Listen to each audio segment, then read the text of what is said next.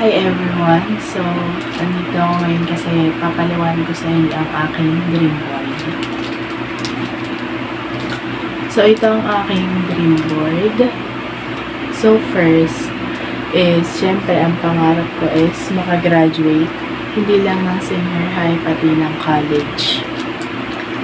Next is, ang pangarap ko is maging isang chef. Kasi, paborito ko talaga yung pagluluto and yun yung hobby ko. And ito talaga yung first choice ko. So next, syempre, lahat naman tayo gustong yumaman. So syempre, sa pagtatrabaho natin is makakaipon tayo ng mga pera. So kaya ito, ang nilagay ko din sa pangarap ko ay ang yumaman. So syempre, di ba, nagkaroon na tayo ng maraming pera, nakaipon na tayo. So, syempre, magtatayo na tayo ng sarili natin. Dahil sa ito yung ating dream house. Gusto ko talaga ganito yung itsura niya. Then next, after ng bahay, is ang aking pangarap na sasakyan. Wala naman akong specific na brand ng cars na gusto. Basta ang gusto ko lang is yung ganito yung itsura. Yung natatagtag yung bubong. Kasi pili ko parang ang cool niya. Tignan lalo pag babae yung driver. Next is, syempre meron na tayong bahay, meron tayong sasakyan. So, pwede na tayong magliwaliw at pwede na tayong gumala kung saan sa ating gusto. So, ang gusto kong bansa na unang mapuntahan is Paris, France.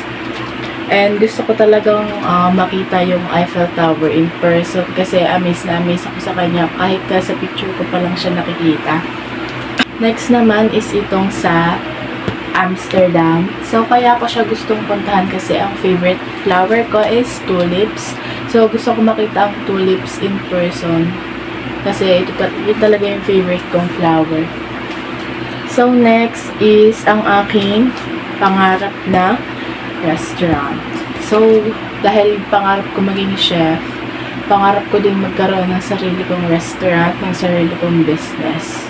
Next, dahil natupad natin tong mga dreams natin na to, syempre, ang pangarap, isa sa mga pangarap ng mga babae ay ang ikasal. So, yeah, pangarap na ikasal kahit na yung generation ngayon ng sa love is medyo nakakatakot siya, pero I still believe in marriage. So, next naman is ito, ang aking dream family. Gusto ko dalawa lang yung anak and then lalaki muna and then babae para kuya-kuya, tas baby girl lang. Next naman, syempre, wala namang saysay ang lahat ng ito kung wala tayong peace of mind. So, ang pinakapangarap ko sa lahat ang magkaroon ng peace of mind. Kasi syempre, kung hindi tayo mentally stable at hindi payapa ang isip natin, hindi natin makakamtan lahat ng pangapangarap na to.